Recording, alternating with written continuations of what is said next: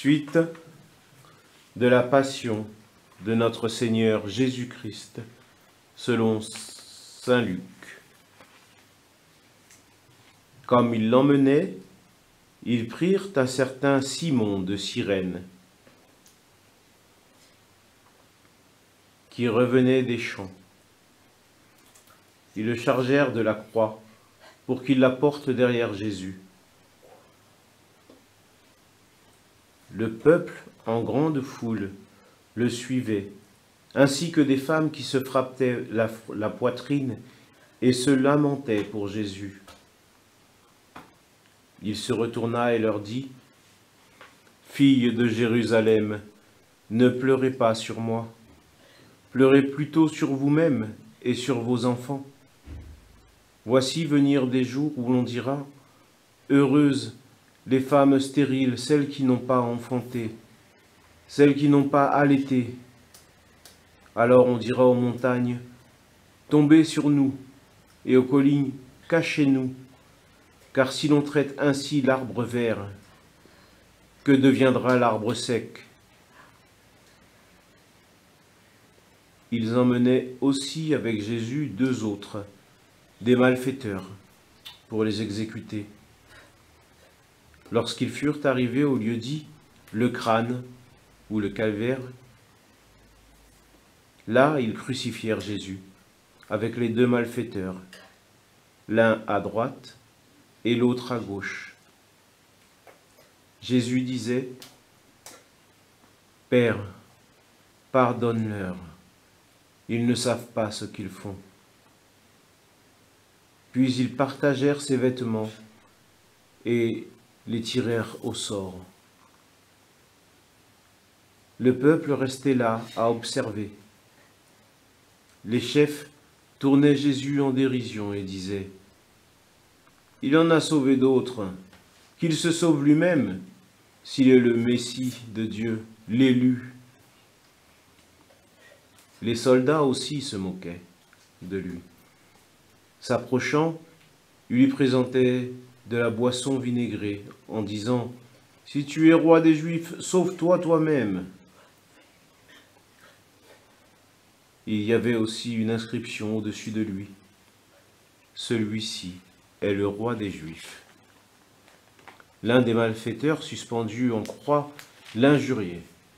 « N'es-tu pas le Christ ? Sauve-toi toi-même, et nous aussi. » Mais l'autre lui fit de vifs reproches. « Tu ne crains donc pas Dieu ? Tu es pourtant un condamné, toi aussi. Et puis, pour nous, c'est juste. Après ce que nous avons fait, nous avons ce que nous méritons.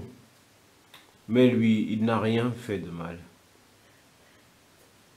Et il disait : « Jésus, souviens-toi de moi quand tu viendras dans ton royaume. » Jésus lui déclara : « Amen, je te le dis, aujourd'hui avec moi, tu seras dans le paradis. »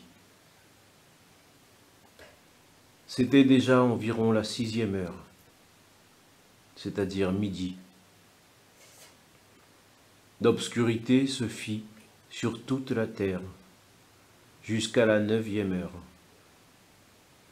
car le soleil s'était caché. Le rideau du sanctuaire se déchira par le milieu. Alors, Jésus poussa un grand cri. « Père, entre tes mains, je remets mon esprit. » Et après avoir dit cela, il expira.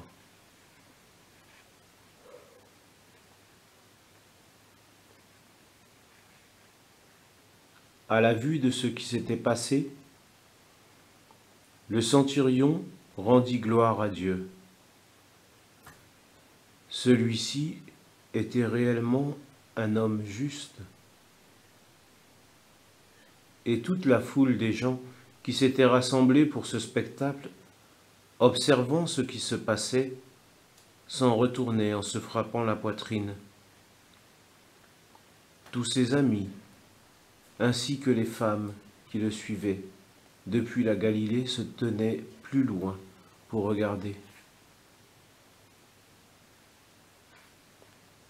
Alors arriva un membre du conseil nommé Joseph.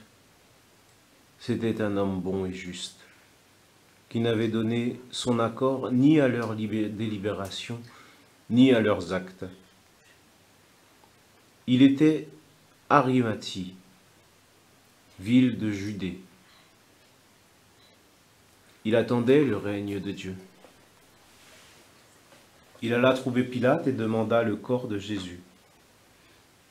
Puis il le descendit de la croix, l'enveloppa dans un linceul et le mit dans un tombeau taillé dans le roc, où personne encore n'avait été déposé. C'était le jour de la préparation de la fête, et déjà brillait dans la lumière du sabbat.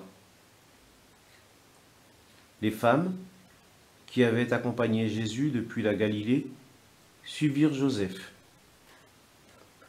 Elles regardèrent le tombeau pour voir comment le corps avait été placé. Puis elles s'en retournèrent et préparèrent aromates et parfums. Et durant le sabbat, elles observèrent le repos prescrit.